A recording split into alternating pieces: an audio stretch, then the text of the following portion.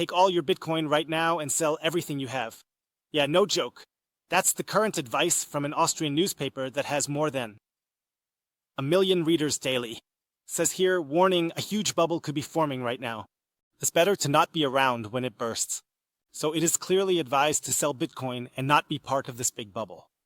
There is also a TV report from Austrian radio, which we are also watching to see whether Bitcoin is being massively criticized again or whether Bitcoin is even being reported on positively. But before we check out this TV segment about Bitcoin, which is really quite explosive, let's take a look at the Austrian newspaper to see what it has to say about Bitcoin. We have a report here from Kleine Zeitung ad. This must really be a significant newspaper. I have with Usen, so apparently with, or laser sometimes per day. And here we have Bettina Furman, who is really the money expert and truly gets it. She writes here about cryptocurrencies, saying they are highly speculative and not a form of payment. Behind Bitcoin and the like, there's no real-world backing, no economic performance of a country like with the euro or dollar. Bitcoin is also produced with enormous energy consumption. That's just insane, Furman said. And she warns that a huge bubble could be forming right now, and it's better to not be around when it bursts. Only those who are willing to take their extra cash to the casino should think about buying Bitcoins. And what's really interesting is, right below here, we see a Bitcoin chart. You can see how the Bitcoin chart keeps going up. Right now, it's at an all-time high of over US dollars. And it's so twisted how Bitcoin is being pushed into a corner like this. But right below, you can see the Bitcoin chart. And the Bitcoin chart basically says exactly what I can tell you right now. Yeah, there are always short-term bubbles forming, but in the long run, it goes up. And the chart really speaks for itself. Bitcoin numbers are going up. Just check it out. Bitcoin is unstoppable. And when we talk about bubbles, yeah, they're always temporary and so on. But a bubble would mean that it bursts and Bitcoin then disappears into irrelevance. That never happens. Bitcoin keeps getting declared dead, only to pick up steam again, shaking out the weak hands and then rising further. That's exactly what causes a crash or a bear market. A bear market is basically a redistribution mechanism from the weak hands to the strong hands. The weak hands, the people who just don't get it, the ones who are only there for the hype like Bettina Furman and so on, they end up selling all their Bitcoins. The Bitcoins all end up with Michael Saylor and the people who actually get it 2021. And there we simply see a redistribution. And that's basically the mechanism we keep seeing with Bitcoin. I'm not going to go through the whole report here because it's always the same arguments anyway, and you know all the arguments, I don't need to go through everything now. There's always climate change. Criminal blah blah blah, just the standard stuff, there's nothing behind it, no state, and so on. But that's just nonsense because that's exactly the brilliance of Bitcoin. It's decentralized and not a centrally controlled monetary system like the central bank money we have right now. But the best line in this report is that Fuman owes her thinking about opportunity costs to her mother. You spend your money on A, so you can't spend it on B was one realization. So she's talking about the concept of opportunity costs, but she doesn't get that all the investments she recommends. She's saying things like, yeah, even small returns like 10 to 15% or something a year that can really add up. But then she's hinting at stock investments, where you usually see an average return of between 7 and 10%. She forgets that inflation is at 5%, and she also forgets that you have to pay taxes on all of that, so in the end, you might actually be at a loss or just breaking even. But she keeps saying that opportunity costs are important. She's referring to stock investments, where you usually see an average return of between 7 and 10%, but she forgets that inflation is at 5%, and she forgets that you have to pay taxes on all of that. So in the end, you might actually end up losing money or just breaking even. But she says here, opportunity costs are important. Spending on stocks means not spending on Bitcoin. Invest once, choose. On the flip side, if I spend it on Bitcoin, then I can't spend it on stocks. That means you can only invest that dollar once, and you have to make a choice. And that's the perverse part. She's pitting opportunity costs against Bitcoin. So she says that every dollar you put into Bitcoin can't be invested in traditional financial vehicles like stocks and so on.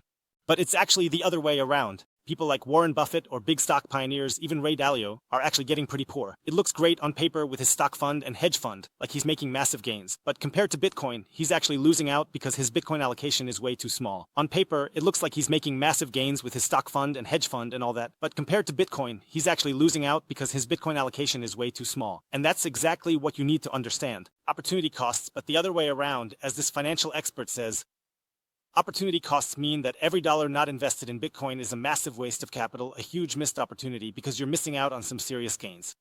You definitely don't have to go all in, but the argument you're making applies just as much to Bitcoin, or rather to a non-ETF or non-stock allocation. And now let's actually take a look at what the Austrian Broadcasting Corporation has to say about Bitcoin. I'll let you play the whole clip. It's a bit longer, but judge for yourselves. I'll give my assessment on that later. Feel free to write in the comments what you think about it. I won't tell you yet whether this is a good, bad, positive, negative, or whatever report. Just take a look at it and form your own opinion. Well, 16 years after Bitcoin was founded, the cryptocurrency recently crossed the dollar threshold and even reached over $1. In the meantime, the price has dropped back down quite a bit.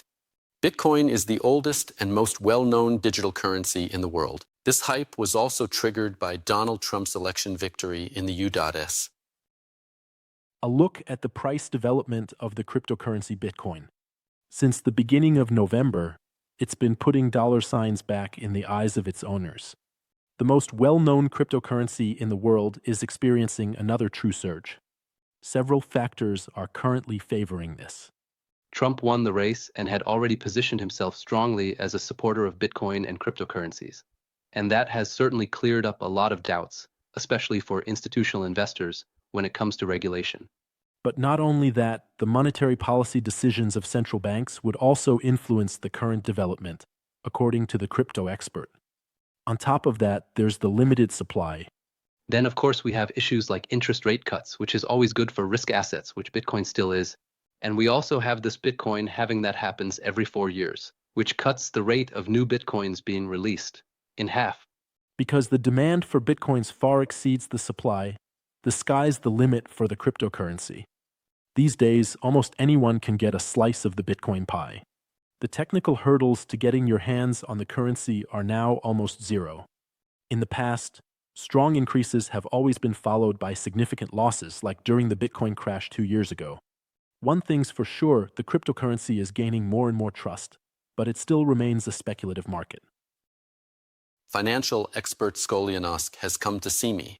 Welcome. It's great to have you here. So why could it be that Donald Trump gave such a push to the Bitcoin price? Yeah, Donald Trump has definitely changed his stance pretty clearly before the election. He saw the opportunity to reach a specific voter group, and it's clear that he succeeded in doing that. He reached young people, he reached the crypto supporters, and he signaled to them that if he becomes president, he will roll back the regulatory measures.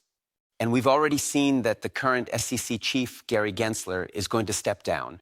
He has already announced that he wants to leave, and he can't really get along with Donald Trump either. And Donald Trump's new proposal is more crypto-friendly, and that's where we see this hype. But just a week after this hype, there's already a decline again, as I mentioned earlier, down to the dollar at the moment. Is it normal for it to fluctuate so much, and how could it go from here? Yeah, absolutely. We're dealing with this asset class or investment category, if you want to call it that, as a highly speculative and very volatile form of investment. We were already down to, well, 98 is already higher again, but we can see how strong the fluctuations are happening, and you can expect that it will continue in a similar way. Some are warning of a crash, while others are afraid of it. Yeah. Is it foreseeable that this will happen at some point? Yeah, it's a pretty clear story about where we're positioning ourselves from. If we can agree that it's a speculative asset class that has now established itself, then the range of fluctuations is very wide. We're dealing with a phenomenon, here a speculation where in reality there's no actual value behind it, yet it still has a price. And that's hard for people to grasp. How can something have a price when I don't have anything tangible behind it? But that's actually happening right now in the crypto space. Would you recommend the average consumer to invest in Bitcoin? If the average investor sees it as speculation, then in 2021, they can speculate as much as they want. As a professional, you can't really recommend it as an investment category, and it's very limited. It has certain perspectives, but there are a lot of dangers and downsides, and that's where we see the fluctuations in what's really happening. There's one more danger. The term currency is still being misused, just like many terms in the crypto scene. We can stick to the fact that currencies are only issued by central banks, and any crypto coin is very, very far from that.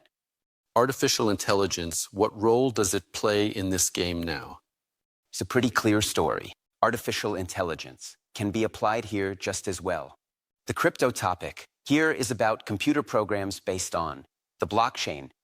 And for artificial intelligence, anything that can be calculated quickly is an ideal form. And there are now new coins, but can you take advantage of that? You can, but it's still not being done enough. It's more being exploited on the other side.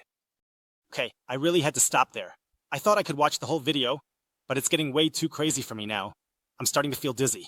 It's really fatal what's being claimed here. Here's someone saying that, as a professional, you definitely can't recommend betting on Bitcoin. There are way too many dangers and downsides. That's what Expert 2001 says, who is outperformed by every dude. Chilling in a hammock, buying and holding Bitcoin, you'll outperform hedge fund managers, Ray Dalio, Warren Buffett, and finance experts. Bitcoin is the top asset of the last 15 years. He tells you, no, don't buy Bitcoin, buy some serious investments, but hey, if you're chilling in this hammock all day, buying Bitcoin and holding it, you're going to have better performance than 99% of hedge fund managers, better performance than Ray Dalio, better performance than Warren Buffett, better performance than the stock pro or finance expert or whatever. I mean, it doesn't matter what title you have. It's a truth you can't ignore that Bitcoin has been the best performing asset of the last 15 years. Of course, it doesn't have to keep going like this, but the dangers and downsides that he hasn't even listed, I just don't see them because Bitcoin is absolutely limited. I mean, it doesn't really matter what title you have.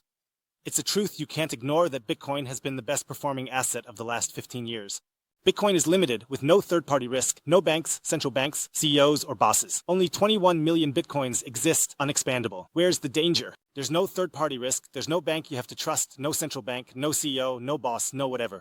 In the end, there are only 21 million Bitcoins and no one can expand that. And where's the danger supposed to be here? Why should we advise against it?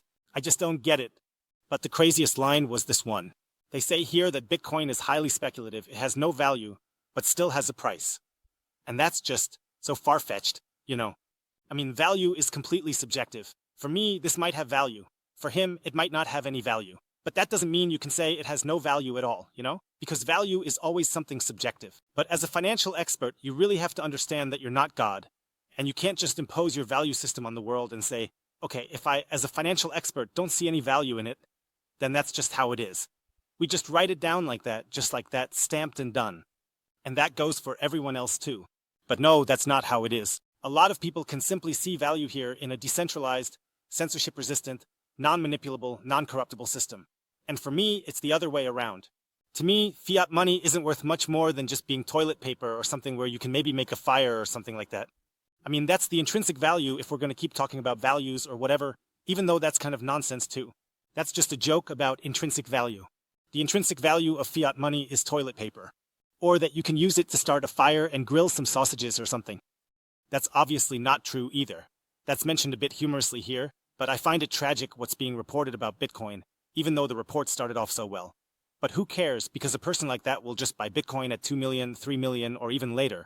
That means everyone gets Bitcoin at the price they deserve. And if you want to get in on this now, then check it out. I'll drop a link to Bitcoin down below. The easiest way to buy Bitcoin in Europe. It's really simple. You shouldn't let some so-called expert ruin your day with their talk about Bitcoin. And by the way, they're still up to 20% off the fees when you buy Bitcoin. Let me know down below what you think about this expert. Also, hit that subscribe button for me. We really need to gain traction with this channel so that even more fluff and fake news from wannabe experts like this one in the Bitcoin scene or in the finance scene in general don't get spread around. Until then, peace out.